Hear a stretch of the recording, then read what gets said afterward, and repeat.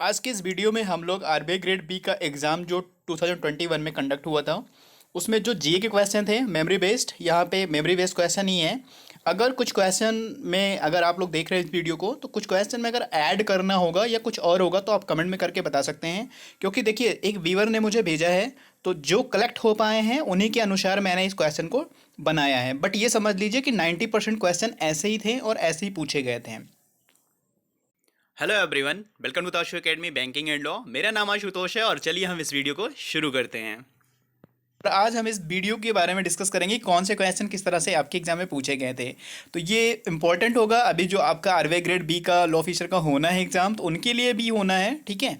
और बाकी जो भी आरबीआई असिस्टेंट वगैरह होते हैं तो उनसे आपको एक मोटा मोटा आइडिया लगेगा कि किस तरह के क्वेश्चन हमारे एग्जाम में पूछे जा सकते हैं। तो उसी हिसाब से आपकी प्रिपरेशन होनी चाहिए। तो चलिए शुरू करते हैं इस वीडियो को। तो इस वीडियो का पहला क्वेश्चन है ये, और ये डेफिनेटली समझ लीजिए कि इस वीडियो से आपको काफ़ी हेल्प मिलेगा जो आपका आरबीआई ग्रेड बी का एग्ज़ाम आगे होने वाला है, ठीक है। तो इस तरह के कुछ क्वेश्चन हैं, आप देख सकते हैं। वीडियो को लाइक कर दीजिएगा, शेयर कर दीजिएगा, और जो भी चैनल पे नए होंगे चैनल को सब्सक्राइब जरूर कर लीजिएगा, बेल आइकन भी दबा लीजिएगा, ठीक है। चलिए शुरू करते हैं। Who launch cloud storage services DigiBoxx. इस तरह का क्वेश्चन पूछा गया था कि जो डिजी बॉक्स है वो किसके द्वारा लॉन्च किया गया था। डिजी बॉक्स को लॉन्च किया है नीति आयोग ने, ठीक है। यही क्वेश्चन पूछा गया था आपसे कि डिजी बॉक्स जो है किसने लॉन्च किया है। नीति आयोग ने लॉन्च किया है। देखिए इस वीडियो बड़ा ना हो ना, इसलिए बहुत फास्टली इस वीडियो को हम लोग देखेंगे क्योंकि ये बस एक रिवीजन के तौर पे वीडियो आप देख सकते हैं कि किस तरह के क्वेश्चन आपने पुटअप किए गए थे। तो डिजी बॉक्स है और ये क्या है, India's first digital asset management platform है जो कहाँ पे ओपन हुआ था, तमिलनाडु में ओपन हुआ था, ठीक है। लॉन्च हुआ था तमिलनाडु में। डिजी बॉक्स के बारे में थोड़ी इन्फॉर्मेशन और ले लीजिए। डिजी बॉक्स है क्या एक्चुअली में, an Indian cloud storage software, ठीक है। अमिताभ कांत कौन है, ये हैं सीईओ ऑफ नीति आयोग के। तो यहाँ पे थोड़े काम आप करिए, थोड़े काम हम करें। जैसे नीति आयोग का फुल फॉर्म क्या है ये आप कमेंट में करके फटाफट बता दीजिए। और दूसरी बात, इसके प्रेसिडेंट कौन होते हैं, ठीक है, ये भी आप कमेंट में करके बता दीजिए, जिससे वीडियो काफ़ी इंटरेस्टिंग हो, ठीक है। हमें भी अच्छा लगे और आपको भी अच्छा लगे। और नीति आयोग के उपाध्यक्ष कौन है, ठीक है, उपाध्यक्ष कौन है ये भी आप बता दीजिएगा। तो नीति आयोग से इतना क्वेश्चन जो भी है वो आप जरूर कमेंट बॉक्स में हमें करके बताएं। यहाँ पे क्वेश्चन था कि जो प्राइवेट बैंक होते हैं ना उनके प्रमोटर कैपिटल कितने होते हैं, ये पूछा गया था। तो आरबीआई ने जो इसका प्रमोटर कैपिटल था वो रेज कर दिया था। कितना था, पहले 15% था, अब इसने बढ़ाकर 26% कर दिया था। तो ये क्वेश्चन पूछा गया था जो प्रमोटर कैपिटल होता है वो 15% से बढ़ाकर कितना कर दिया गया था, तो वो कर दिया गया था 26%। ये नेक्स्ट क्वेश्चन पूछा गया था बैंकिंग ओम्बुड्समैन से, ठीक है। यहाँ पे ये समझ लीजिए कुछ इस तरह का क्वेश्चन पूछा गया होगा। मुझे तो एग्जैक्टली पता नहीं क्या पूछा गया था, बट बैंकिंग ओम्बुड्समैन में जो भी रिलेटेड क्वेश्चन है वो मैं थोड़ा सा आपको बता दे रहा हूँ। क्योंकि जो इसकी शुरुआत हुई थी फर्स्ट टाइम 1995 में हुई थी। आगे भी जितने भी मतलब ये समझ लो बैंकिंग सेक्टर के एग्जाम है, चाहे वह स्केल 1 हो, कलर का हो, पीओ का हो या स्पेशलिस्ट ऑफिसर का हो, तो कुछ जो स्टैटिक क्वेश्चन होते हैं वो हमेशा आने की संभावना आपके बैंक एग्जाम में होती है। जब भी आप एग्जाम दे रहे होते तो ये देख लीजिएगा स्टैटिक उसमें कितने आते हैं। तो काफ़ी स्टैटिक भी पूछा जाता है। तो यहाँ पे हमारी प्रिपरेशन स्टैटिक को भी लेकर होनी चाहिए।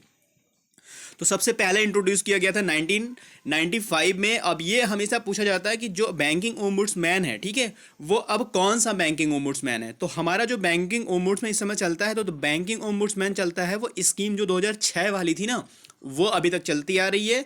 और ये अमेंड भी किया गया था, ठीक है, 1 जुलाई 2017 से इसको अमेंड किया गया था। तो अगर ये पूछा जाता है कि जो अभी बैंकिंग ओम्बुड्समैन चल रहा है वो कौन सी चल रही है, तो 2006 वाली चल रही है। अच्छा, अभी एक इंटीग्रेटेड बैंकिंग ओम्बुड्समैन का प्लान जो है इसके बारे में आरबीआई ने लॉन्च कर दिया है। इसके बारे में जो भी इन्फॉर्मेशन आपके पास हो वो मुझे आप कमेंट में करके बताइए कि इंटीग्रेटेड बैंकिंग ओम्बुड्समैन क्या है। और क्या ये बताइए मुझे कि जो ये बैंकिंग ओम्बुड्समैन 2006 है क्या ये भी चलेगा या इंटीग्रेटेड वाला ऑल लागू हो जाएगा, ठीक है। तो ये चीज़ें आप कमेंट में करके मुझे ज़रूर बताइए।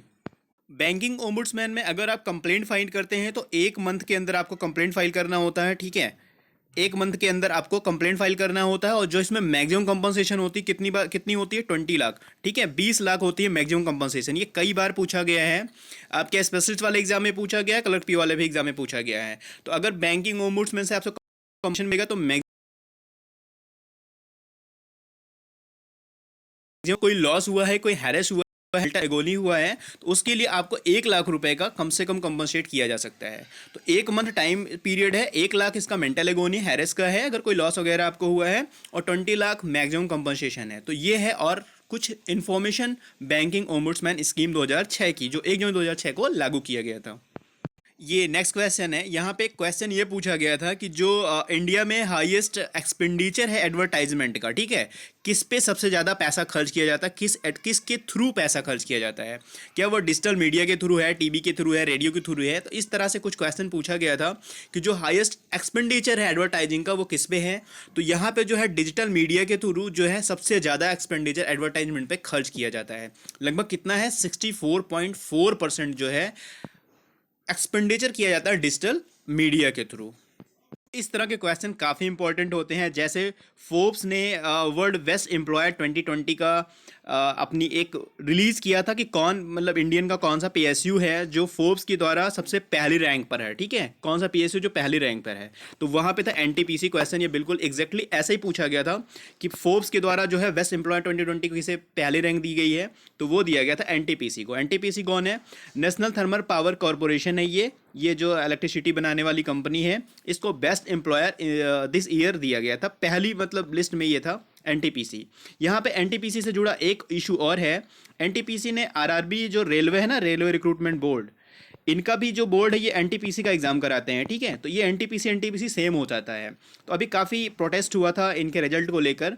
तो एनटीपीसी जो नेशनल थर्मल पावर कॉरपोरेशन वाला है, इसने आरआरबी यानी रेलवे रिक्रूटमेंट बोर्ड को ये कहा है कि आप अपना नाम जो एनटीपीसी का है कुछ और कर लीजिए, क्योंकि काफ़ी न्यूज में रह रहा है, ठीक है, एनटीपीसी लिख कर आता है, आरआरबी का एनटीपीसी लिख कर आता। तो इनकी जो मतलब छवि है NTPC national thermal power corporation की, तो ये छवि इनकी खराब हो रही है। तो इसीलिए एनटीपीसी ने रेलवे रिक्रूटमेंट बोर्ड को एक लेटर भेजा है कि अपना जो ये नाम है ना एनटीपीसी, वो थोड़ा कुछ चेंज करके कुछ और कर लीजिए। तो एक इशू ये भी रहा है। तो आपको काफ़ी इंटरेस्टिंग लगा होगा ये जानकर।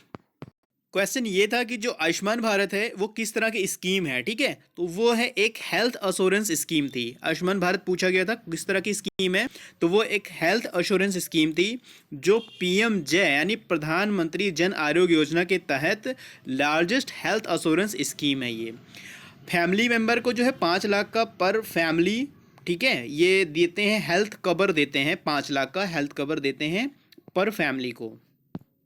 ये क्वेश्चन समझ लीजिए जब से ये वाइट लेवल एटीएम का कॉन्सेप्ट आया था तब से ये क्वेश्चन आज तक एग्जाम में, आपके हर एग्जाम में लगभग पूछे ही जाते हैं कि which type of ATM are setup owned and operated by non banking, यानी कौन से ऐसे एटीएम होते हैं जो नॉन बैंकिंग कंपनी के द्वारा एस्टेब्लिश किए जाते हैं, एनबीएफसी के द्वारा, नॉन बैंकिंग फाइनेंस कंपनी के द्वारा एस्टेब्लिश किए जाते हैं, और उनका जो ऑपरेशन होता है खुद वो ऑपरेट खुद से भी करते हैं।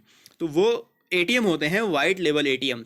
जैसे आपने देखा होगा इंडी कैश, ठीक है, ये एटीएम देखा होगा। कई जो अलग अलग नामों से होते हैं जो बैंक के नाम से नहीं होते हैं उनको वाइट लेवल एटीएम बोलते हैं। जब भी आप किसी एटीएम का नाम बिना बैंक के नाम से देखिएगा ना, इंडी कैश जैसे ये है और भी बहुत सारे हैं, अगर आपको दिखते हैं तो आप समझ लीजिए कि वो वाइट लेवल एटीएम है और वो एनबीएफसी के द्वारा एस्टेब्लिश किए गए हैं, उन्हीं के द्वारा ऑपरेट भी किए जाते हैं। और जितने भी एटीएम नॉन बैंकिंग कंपनी के द्वारा ऑपरेट किए जाते हैं उनको जो अथराइज करता है वो करता है payment and settlement system act 2007 का, ठीक है।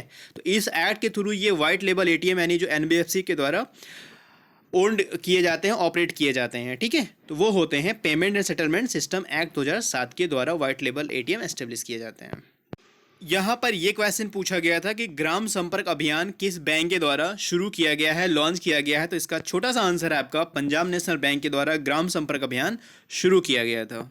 और ये ग्राम संपर्क अभियान शुरू क्यों किया गया था, तो ये 151 बर्थ एनिवर्सरी थी किसकी, महात्मा गांधी की। इन्हीं के उसमें जो है ग्राम संपर्क अभियान पीएनबी के द्वारा शुरू किया गया था। और जो ये अभियान था वो था financial inclusion and literacy campaign चलाया गया था इनके द्वारा, क्योंकि महात्मा गांधी की बर्थ एनिवर्सरी सेलिब्रेट की गई थी, 151 बर्थ एनिवर्सरी सेलिब्रेट की थी। इसलिए इंडिया में सबसे ज़्यादा जो है क्रेडिट कार्ड इशूअर कौन सी बैंक है, सबसे ज़्यादा क्रेडिट कार्ड किसने इशू किया है, तो वो बैंक है एचडीएफसी।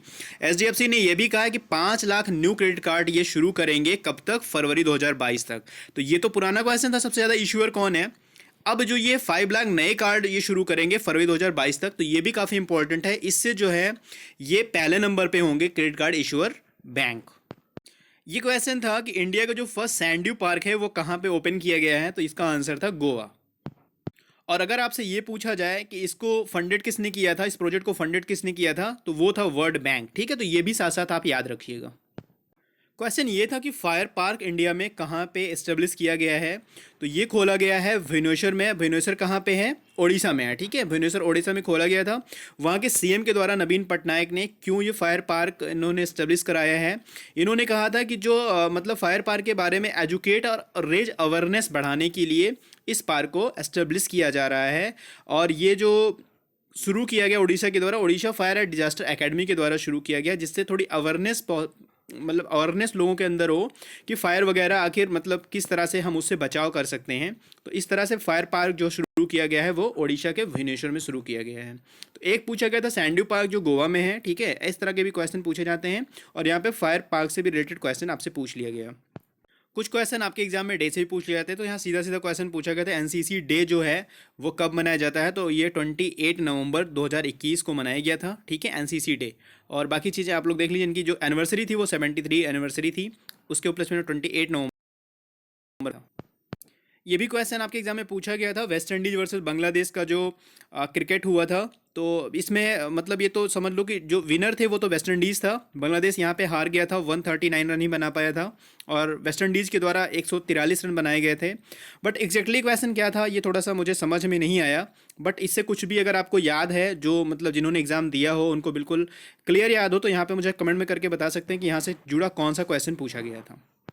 ये फेस्टिवल जो होता है मयाको फेस्टिवल कहाँ पे मनाया जाता है, तो ये अरुणाचल प्रदेश में फेस्टिवल मनाया जाता है। और एक वहाँ का एक विलेज है जिसको आपातानी विलेज बोलते हैं। ठीक है, तो यहाँ पे ये फेस्टिवल सेलिब्रेट किया जाता है। और वहाँ पे एक वैली है जिसको जायरो वैली, ठीक है, जायरो वैली है और जायरो समुदाय के लोग वहाँ पे रहते हैं, तो इस फेस्टिवल को वो लोग मनाते हैं। ठीक है, यहाँ पे कुछ ट्राइब्स हैं, इनके देख लीजिए नाम, जैसे दिबो, हिजा और हरिबुला। ठीक है, ये आपातानी, तो ये सब वहाँ के ट्राइब्स हैं, इनके द्वारा जो है यहाँ पे मयाको फेस्टिवल मनाया जाता है।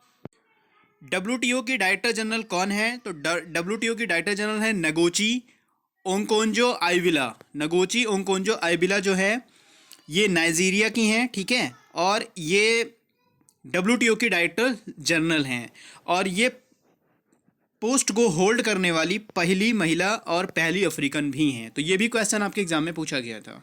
किस देश का सबसे बड़ा यानी लार्जेस्ट रोड नेटवर्क है, तो वो है यूनाइटेड स्टेट ऑफ अमेरिका का सबसे बड़ा लार्जेस्ट रोड नेटवर्क है। डिजिटल पेमेंट इंडेक्स जिसको DPI बोलते हैं, ये किसके द्वारा लॉन्च किया गया था, इतना क्वेश्चन आपसे एग्जाम में पूछा गया था। तो ये लॉन्च किया गया था RBI के द्वारा, रिजर्व बैंक ऑफ इंडिया के द्वारा डिजिटल पेमेंट इंडेक्स लॉन्च किया गया था। अडानी ग्रुप जो हैं उनका 74% स्टेक है कहाँ पे, मुंबई छत्रपति शिवाजी महाराज इंटरनेशनल एयरपोर्ट में।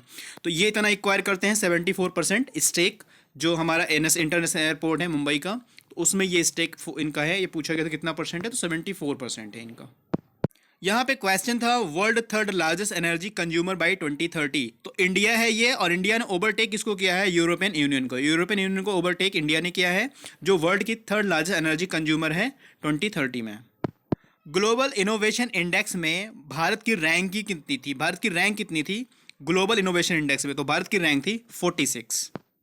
यहाँ पे प्रश्न जो है RBI की जो मॉनेटरी पॉलिसी कमेटी है, MPC है जिसको बोलते हैं, उनके द्वारा जो ये रेट डिसाइड किए जाते हैं, यहाँ से भी क्वेश्चन ये MSF का था, मार्जिनल स्टैंडर्ड फैसिलिटी रेट कितना था, तो ये पूछा गया था 4.25% था MSF। यहाँ पे रिवर्स रेपो रेट आप देख लीजिए 3.35%, और पॉलिसी रेपो रेट यानी RR है, ये रेपो रेट है, कितना परसेंट है, 4% है। तो यहाँ पे इससे भी क्वेश्चन ये MSF से पूछे गए थे।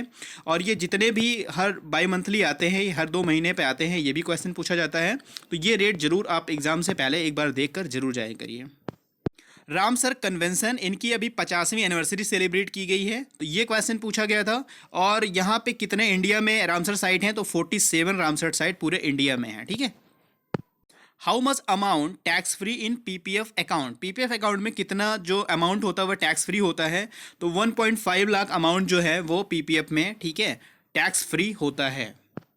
यहाँ पर एक क्वेश्चन और था, यहाँ पे आप देख सकते हैं कि ELSS, ठीक है, जिसको इक्विटी लिंक्ड सेविंग स्कीम बोलते हैं, और इसमें कितने रुपए मतलब डिडक्ट किए जाते हैं, तो 1.5 लाख। इसमें भी PPF वाले में जैसे 1.5 लाख है टैक्स रिस्ट्रिक्शन, तो यहाँ पे भी 1.5 लाख ही है। ठीक है, तो ये ELSS से भी जुड़ा एक क्वेश्चन था जो आप यहाँ पे देख सकते हैं। थोड़ा वीडियो को अब जल्दी खत्म करना चाहेंगे क्योंकि वीडियो काफ़ी लंबा हो रहा है, ठीक है। तो यहाँ पे देख लीजिए, which country will build world first energy island. तो कौन सी कंट्री है जो पहली एनर्जी आइसलैंड बना रही, वो है डेनमार्क, ठीक है। बाकी चीज़ें आप लोग पढ़ लीजिए। यहाँ पर क्वेश्चन कुछ इस तरह से था कि जो SC स्टूडेंट हैं, ठीक है, उनके स्कॉलरशिप के लिए 5 साल में कितने रुपए एलोकेट किए गए हैं, आई थिंक सो। अगर आपको कुछ याद आ रहा हो तो इसमें कुछ क्वेश्चन आप ऐड कर सकते हैं। तो यहाँ पे था 59,000 करोड़।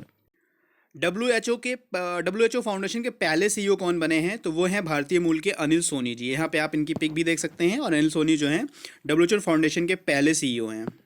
इस पिक्चर में आप देख सकते हैं कि पूछा गया था कि जो ये होप्स प्रोब्स जो है ये किसका मिशन है। तो यहाँ पे देख लीजिए, एमिरात मार्स मिशन का है, UAE का ये मिशन है, UAE का, ठीक है। तो यहाँ पे ये भी आप देख सकते हैं। आने वाले साल में जितने भी गेम प्रस्तावित होते हैं, जैसे यहाँ पे पूछा गया था 2034 यानी 2034 का एशियन गेम कहाँ पे होगा, तो यहाँ पे देख लीजिए कि एक तो रियाद में होगा और दूसरा फिलीपींस में होगा। तो यहाँ क्वेश्चन पूछा गया था रियाद वाला कि 2034 वाला एशियन गेम कहाँ प्रस्तावित है, तो ये प्रस्तावित है रियाद में। बैंक क्रेडिट का जो GDP है, ग्रॉस डोमेस्टिक प्रोडक्ट है, वो कितना है अनुपात में, तो वो है 56%। यहाँ पर क्वेश्चन कुछ इस तरह से था कि RODTEP जो है, जिसका मतलब है रेमिशन of duties and taxes on export products, इसने किसको रिप्लेस किया है, तो इसने रिप्लेस किया है MEIS को, जिसका मतलब होता है merchandise exports from India scheme. तो MEIS को रिप्लेस किया है RODTEP। तो ये भी क्वेश्चन आपके एग्जाम में पूछा गया था। यहाँ पर क्वेश्चन कुछ इस प्रकार था कि किस स्मॉल फाइनेंस बैंक का IPO लाया गया है, ठीक है। तो IPO लाया गया था सूर्योदय स्मॉल फाइनेंस बैंक का। यहाँ पर आप IPO की जो डेट, ओपनिंग डेट है, वो देख सकते हैं, 17 मार्च 2021 है। और इनकी फेस वैल्यू कितनी थी, तो 10% इक्विटी शेयर फेस वैल्यू थी। IPO की प्राइस कितनी थी, 303 to 305 इनकी प्राइस थी। तो कौन सा स्मॉल फाइनेंस बैंक था जिसका IPO लाया गया था, वो था सूर्योदय स्मॉल फाइनेंस बैंक। एक नेशनल पार्क है जिसका नाम है रणथंबोर नेशनल पार्क, ठीक है। इसका डिस्ट्रिक्ट नेम पूछा गया था, तो डिस्ट्रिक्ट नेम था सवाई माधोपुर, ठीक है, जो राजस्थान स्टेट में है। तो ये रणथंबोर कहाँ पे है, सवाई माधोपुर में है। जैरो वैली कहाँ पे है, तो जैरो वैली है अरुणाचल प्रदेश में। तो स्टैटिक में इस तरह के क्वेश्चन आपसे वैली से, ठीक है, पूछे जा सकते हैं। अटल टनल से कुछ क्वेश्चन था, एग्जैक्टली मुझे याद नहीं है। अगर आपको किसी को याद हो तो यहाँ पे ऐड कर सकते हैं कमेंट में कि यहाँ पे एग्जैक्टली क्वेश्चन क्या था। वैसे अटल टनल से था, तो ये किसको किसको ऐड करेगा, तो लेह से मनाली को ऐड करेगा, जो हिमाचल प्रदेश में है। और इसको जानते हैं रोहतांग टनल के नाम से भी जानते हैं, ठीक है। यहाँ पर क्वेश्चन पूछा गया था कि वर्ल्ड हाईएस्ट रेलवे ब्रिज कौन सी है, तो वर्ल्ड हाईएस्ट रेलवे ब्रिज है चेनाब ब्रिज, ठीक है। दुनिया का सबसे ऊंचा रेलवे ब्रिज पूछा गया था, तो यह है चेनाब ब्रिज। निवार एक साइक्लोन आया था, ये कहाँ पे आया था, तो ये पुदुचेरी में आया था, निवार नाम का जो ये साइक्लोन था। क्रेन एनर्जी का जो हेड ऑफिस है वो कहाँ पे है, यानी किस कंट्री की ये कंपनी है, तो ये है इंडिया की है। हेडक्वार्टर कहाँ पे है, गुरुग्राम में है, ठीक है। यहाँ पर जो प्रश्न था वो ये पूछा गया था कि सेबी ने अभी किसको अप्रूव किया है IPO लाने के लिए, ठीक है। तो सेबी ने अप्रूव किया है फिनो पेमेंट बैंक का IPO लाने के लिए। सेबी ने जो है अप्रूव किया है कि IPO लाया जाएगा फिनो पेमेंट बैंक का। तो जितने भी क्वेश्चन कलेक्ट हो पाए हैं RBI ग्रेड B एग्जाम के जनरल अवेयरनेस के, मैंने यहाँ पर आपको एक एक करके बता दिया है। कुछ और क्वेश्चन अगर रह गए हो तो वो आप कमेंट में करके ऐड कर सकते हैं, और इसी हिसाब से आपको एक मोटा मोटा आइडिया लगेगा कि आप इस एग्जाम के जनरल अवेयरनेस की तैयारी कैसे करें। तो बस आज के वीडियो में इतना ही, मिलते हैं नेक्स्ट वीडियो में। God bless you to all, thank you for watching. Video को लाइक जरूर कर दीजिएगा, शेयर कर दीजिएगा, और अगर जो व्यूअर आज नए हैं चैनल पे वो चैनल को सब्सक्राइब जरूर कर लेंगे।